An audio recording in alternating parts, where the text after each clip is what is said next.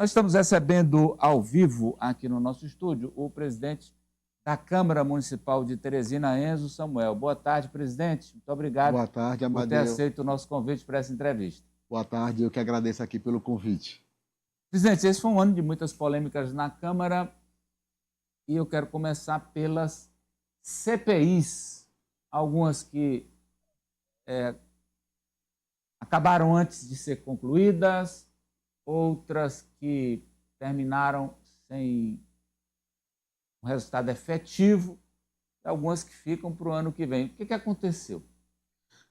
Na verdade, Amadeu, as comissões parlamentares de inquérito, elas são instauradas para averiguar alguma situação, algum problema, no caso de Teresina, algo que aconteceu na cidade.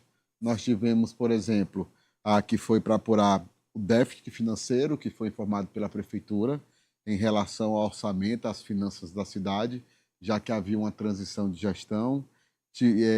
Tivemos a da Águas de Teresina e tivemos a do lixo. E ao final de uma CPI, existe um relatório opinativo, que ele não tem um poder de sanção como uma decisão judicial, como é no Poder Judiciário.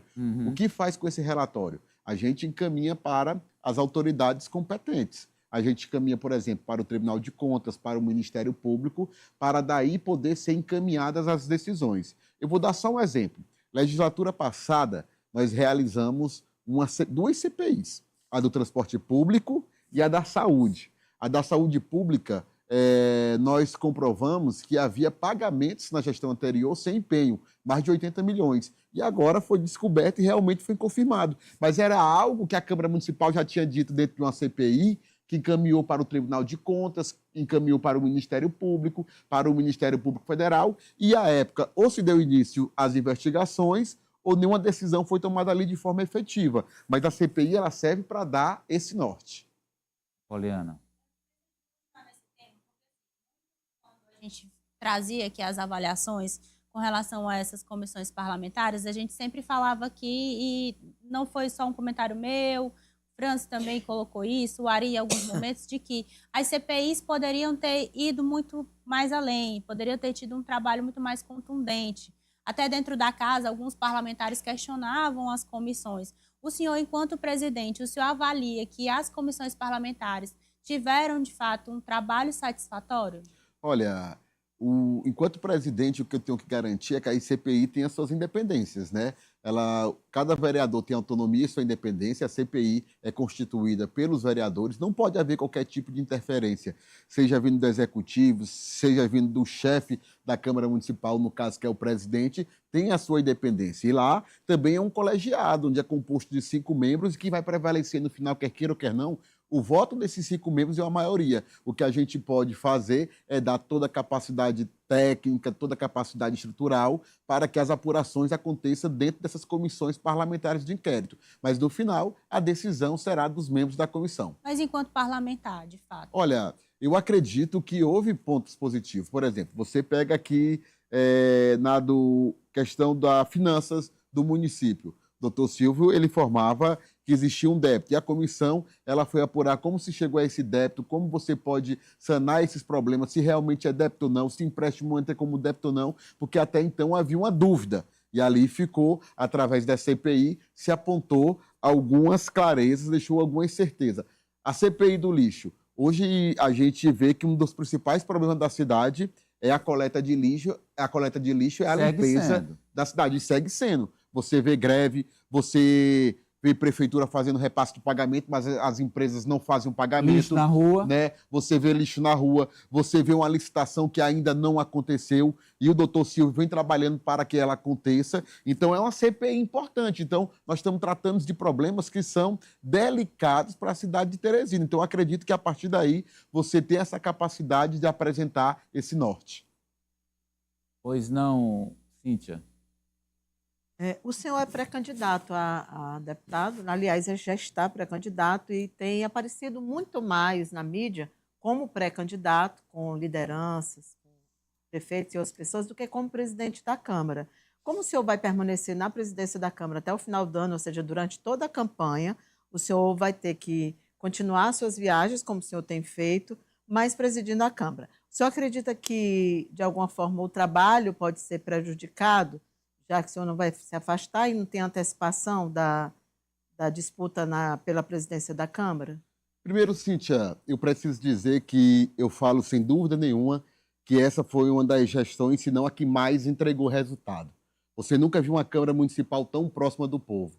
Eu falo isso, por exemplo, a nível de Mas ações... é muito pelos vereadores, né? Pelos novos vereadores, aqueles que estão de uma outra forma mais proativa, né? É uma Câmara realmente, a gente avalia sempre que é uma legislatura diferente, muito mais proativa.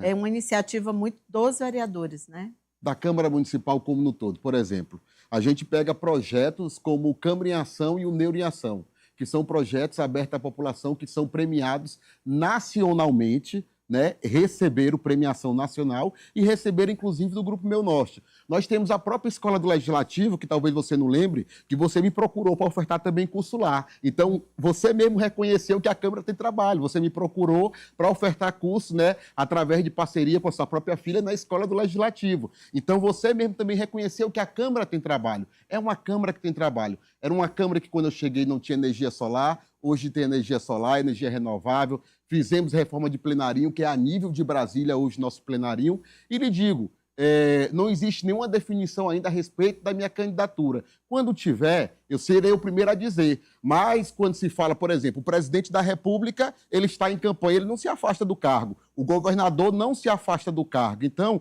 eu acho que essa pergunta ela não deve ser específica para o presidente Enzo. Deve ser para a legislação que permite. Porque eu nunca vi o governador se afastar para ser candidato, eu nunca vi um senador se afastar, eu nunca vi um presidente se afastar e nunca vi esse tipo de pergunta se atrapalha ou não. Confesso que não entendi, mas lhe digo que meu foco principal é a gestão da Câmara Municipal de Teresina. Câmara Municipal de Teresina, e os registros que eu tenho visto do senhor não são em Teresina. A pergunta só foi por causa disso. São no interior. Foi por isso a pergunta. Não são na capital, entende? Daí a diferença. Eu faço parte de um partido, Cíntia, e lhe respondendo novamente, você pode observar que a gente está presente em todas as sessões, que a Câmara é bem cuidada, que ela tem uma gestão, e esse sempre será o nosso foco. E digo e repito, essa pergunta ela não deve ser feita a mim, deve ser feita à legislação que permite ou não. Mas quando houver a definição, nós iremos dizer no momento certo. Francis. Esse bojo ainda do questionamento da Cíntia, a Câmara deve ter um recorde de candidatos, seja a Câmara Federal ou a Assembleia Legislativa no ano que vem. Se especula que pelo menos 7 vereadores tendem a lançar candidaturas, seja para a LEP ou para a Câmara dos Deputados. Nesse sentido, presidente, será cobrada a presença desses parlamentares no Legislativo Municipal? Eles podem ali ter descontos salariais caso não marquem presença presencialmente na Câmara de Teresina? Como é que está essa discussão? O senhor acredita que esse número recorde de candidatos, caso se confirme no ano que vem, pode prejudicar os trabalhos legislativos da Câmara? Jamais, faz parte da política. Você pode ter certeza que existe toda a cobrança dentro de uma gestão, assim nós já fazemos. Eu acho que o pior cenário de uma campanha para vereador é a própria eleição de vereador. Mas não existe como você fazer campanha sem você andar nas ruas, sem você ter contato com o povo. Isso é da democracia. A gente não pode confundir trabalho administrativo com trabalho político. A política ela é através do voto, é através do diálogo com o eleitor e você tem que ir para a rua. O trabalho administrativo ele é feito dentro da Câmara Municipal, ele é feito dentro do plenário. E eu sempre digo, o vereador é aquele político que ele é mais próximo da população. É ele que está no boteco, é ele que está lá no bairro, é ele que está no velório, é ele que está presente para enxergar os problemas de uma comunidade, é o vereador, para ser amado ou ser criticado. Agora, a eleição, ela faz parte do processo. E numa eleição, você tem que andar, você tem que abraçar, você tem que conversar olhando no olho do povo, até mesmo para o povo sentir se pode confiar ou não. Mas ele dizer que jamais vai atrapalhar, né, o processo administrativo dentro da Câmara Municipal. Se assim não fosse, não era permitido que quem está no mandato fosse candidato, mas isso faz parte do processo. A Cíntia perguntou sobre a caminhada do senhor e eu quero saber, a definição da candidatura é pelo PT?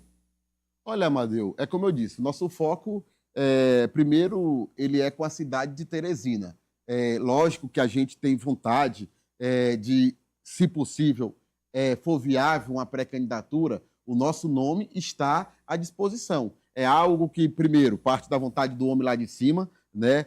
Tudo em minha vida, todos os meus projetos eu coloco na mão de Deus, parte da vontade do povo, e nós vamos dialogar. E hoje eu lhe confesso, eu estou muito bem à vontade no PDT, né? A gente trabalha para fortalecer. Lá, né?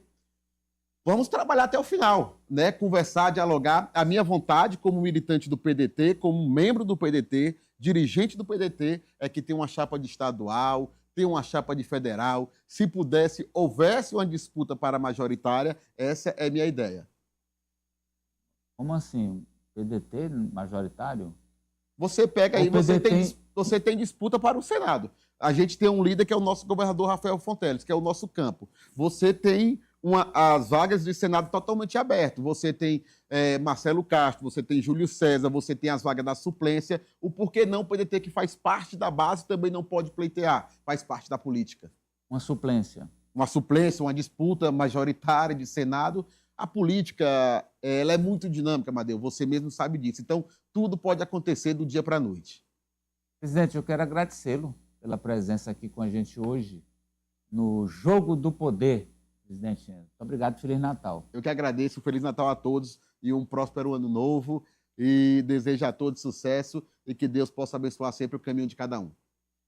Olha só, o momento mais